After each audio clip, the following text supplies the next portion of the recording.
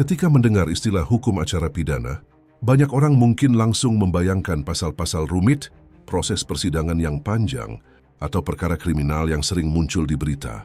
Ada satu pertanyaan yang lebih penting sebenarnya. Bagaimana negara memastikan bahwa keadilan benar-benar berjalan bagi semua pihak, baik korban, tersangka maupun masyarakat?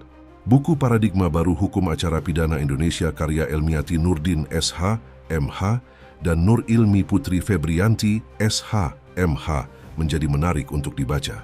Di dalam dijelaskan aturan hukum, juga mengajak kita melihat bagaimana sistem peradilan pidana Indonesia sedang mengalami perubahan besar. Selama lebih dari 4 dekade, KUHP 1901 menjadi pedoman utama hukum pidana di Indonesia. Namun dunia terus berubah. Kesadaran tentang hak asasi manusia semakin kuat. Teknologi berkembang pesat. Di tengah perubahan itulah lahir gagasan pembaruan KUHP yang menjadi fokus utama buku ini. Salah satu yang paling menarik, pembahasan mengenai pergeseran cara pandang dalam hukum pidana. Dahulu, keberhasilan penegakan hukum sering diukur dari secepat pelaku ditangkap dan dihukum. Kini muncul paradigma baru yang menekankan perlindungan hak-hak individu saat proses hukum berlangsung. Kata lain, hukum tidak cukup berbicara tentang menghukum orang bersalah, tetapi memastikan bahwa setiap orang mendapatkan proses yang adil. Buku ini menjelaskan bahwa sistem hukum modern tidak lagi cukup hanya berorientasi pada pembalasan. Sebaliknya, hukum diarahkan pada upaya memperbaiki, merehabilitasi, dan memulihkan. Disinilah konsep keadilan restoratif menjadi penting. Korban tidak lagi hanya menjadi penonton dalam proses hukum, sementara pelaku juga diberikan kesempatan untuk bertanggung jawab dan memperbaiki dampak dari perbuatannya.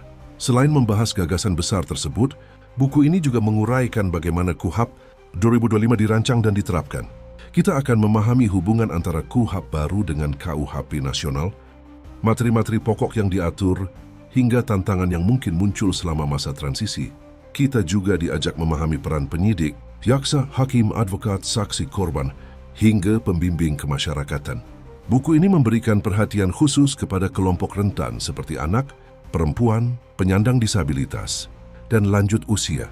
Pesan yang ingin disampaikan cukup jelas. Sistem hukum yang baik bukan hanya yang mampu menghukum pelaku kejahatan, tetapi juga yang mampu melindungi mereka yang paling membutuhkan perlindungan. Buku ini juga memperkenalkan konsep-konsep yang semakin sering dibicarakan dalam reformasi hukum, seperti plea bargaining dan restorative justice, yang menunjukkan bahwa penyelesaian perkara pidana kini semakin beragam dan tidak selalu harus berakhir di ruang sidang. Jadi, jika Anda ingin memahami kemana arah hukum acara pidana Indonesia bergerak, buku ini bisa menjadi titik awal yang sangat baik.